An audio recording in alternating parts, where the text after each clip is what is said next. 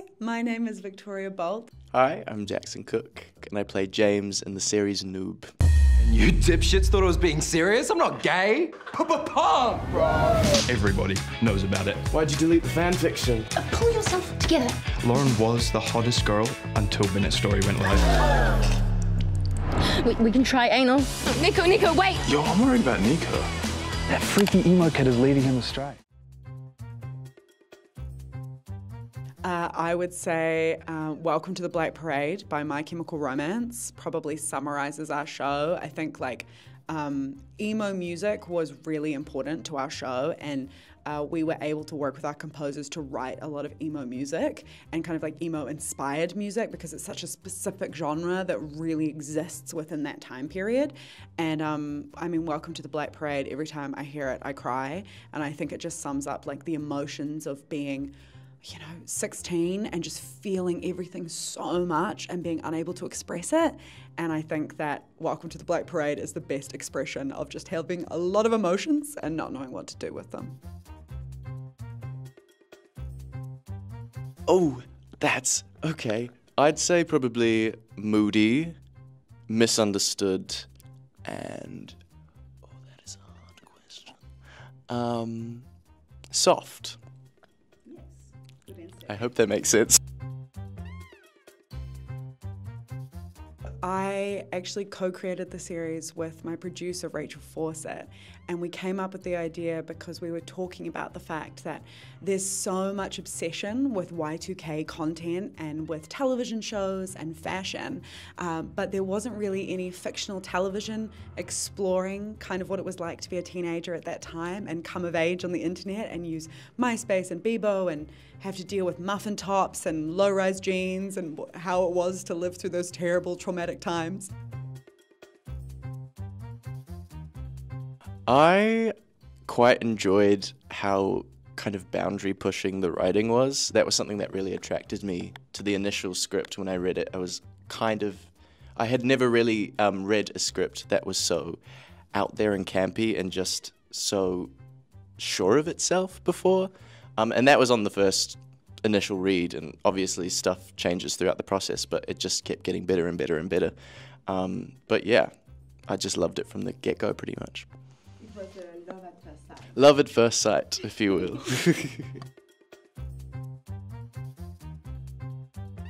Of course, I used to write fan fiction, so I used to write a lot of fan fiction. I used to write Harry Potter fan fiction between Draco and Harry. I used to write iCarly fan fiction, which is like a Nickelodeon show. And my favorite fan fiction was I used to write One Direction fan fiction, which between two of the band members, Harry Styles and Louis Tomlinson. I used to write fan fiction about them. And my proudest achievement when I was 14 was the fact that one of my fan fictions had like 100 comments. So I guess you could say I was a pretty big deal in the fan fiction community. Okay, Victoria. I know, please. You read a lot of fan fiction on Really? Brothers. Oh my, of course. Look, it was like how we decided that we loved film. Like, I think if you read a lot of fan fiction when you're a teenager, a young person, it speaks to the fact that you have a lot of creativity and a lot of feelings and you don't know where to put it. Yeah. And so I'm so thankful for my obsession with fan fiction because I think it made me a writer. So I'm very lucky. And you talk about this on the show, so... Yeah. Well, also my older brother, who is 10 years older than me, and the character of James is named after my brother James. And he used to write gay fan fiction about Batman and Robin. And so, of course, I think both of us kind of found this like escape when we were teenagers in fan fiction, but we didn't realize till we were much older and we spoke about it.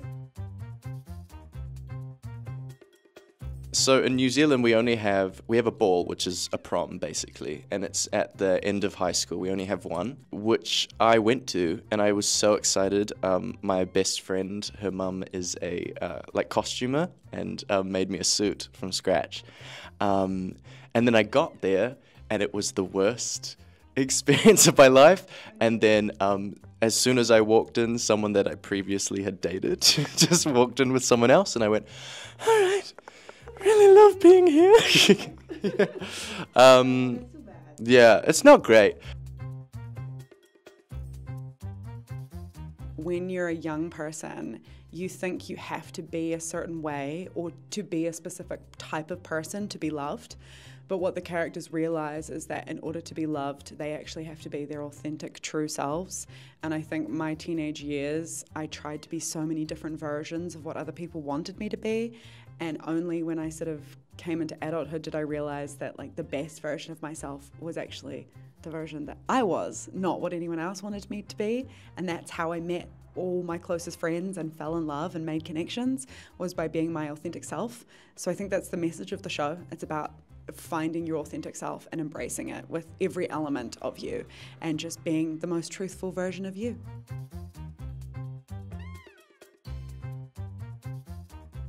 I think James would say fuck it and just do what you feel is right in the moment. I think that's a really important part of James's character. He has a lot of baggage and is kind of shrouded by so much angst and trauma that he just wants to kind of feel everything in the moment.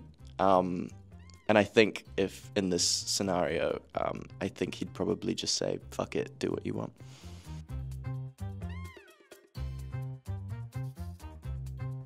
I mean, I'm a young woman, and I think that as a young woman, I've never had to contend with a lot of the like internalized masculinity and homophobia that young men have to contend with.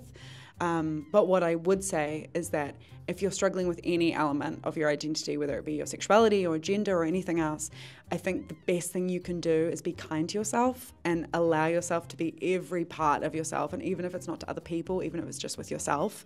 And I think also finding your tribe, like finding your friends, finding a community that accepts you and love you, whether that be online, whether it be in the real world, just try and find that, because once you have a community around you, it's so much easier to love yourself. Okay, so this is this is good. I really loved this. Is going to sound weird because it's technically me, but I loved the kissing scenes as an outsider's perspective. Like when me and Max, who was the lead, he plays Nico. When we were filming it, we were just kind of like fangirling because we just were so obsessed with these characters and their journey, and we were just kind of like, "This is so cute! I can't believe this is happening." But yeah. The ball kissing scene and the scene in the movie store where we kiss for the first time, and it gets a bit steamy. Yeah, I loved those scenes. They're just so adorable. I also love the soggy biscuit scene because that is just, you either get it or you don't. we watched the screening before and a couple people walked out after that scene and we were like, yep, they either get it or they don't. I would probably play Christian because he has no thoughts in his head and he's very silly and clueless, and I think it would be lovely to be that silly and clueless and to live life without having to think too hard about anything. That sounds great. This is going to sound really childish, but one of my favorite TV series is SpongeBob. Thank you. I would love to play SpongeBob if I could get the opportunity. Someone hire me as SpongeBob. I love that little sponge.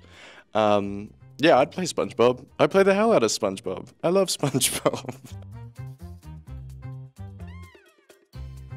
The time that I really started watching television was around sort of like 2008, 2009, 2010. I loved watching Supernatural. I loved watching One Tree Hill. When I found out Hilary Burton was here at the festival, I was like... She wasn't here. She was here. So she's here and gone? I just saw her. She was like 1 meter of me, and I was like... You were like... God, it's Peyton. Literally, I was like, obviously her husband is a wonderful actor, but when I found out Hilary Burton was here, I was way more excited about that. I mean, I loved One Tree Hill. I loved like Sherlock when it came out later. I was a very big nerd, but I think my favorite teen show at that time was I watched Skins. I loved Skins. It was so, I thought that my teenage years were going to be like Skins with lots of partying and drugs and cool things, but Not that drugs are cool, but drugs are cool. But unfortunately, my teenage years were not that cool. So yeah. Too bad. Yeah, too bad. But you're here. You know, I think all the characters and skins are probably dead, so it's very nice that I'm alive and did not party and kind of be an idiot my teenage years. There's this Australian series called Please Like Me, and it kind of reminds me a lot of my friend group, and I just think it's so unbelievably underrated. It's made by Josh Thomas, so you should watch that if you ever get the chance. It's so good. It was on Netflix for a while, and then got taken off, and I don't know what to do with myself. Hi Jaxson, it's Victoria here, your writer and your co-director. I am so proud of you. I think you have done such an incredible job. This character was so close to my heart because it was inspired by my own brother, and I think that you did him justice. I think you did the character an incredible justice, and I feel very lucky to have worked with you and to know you.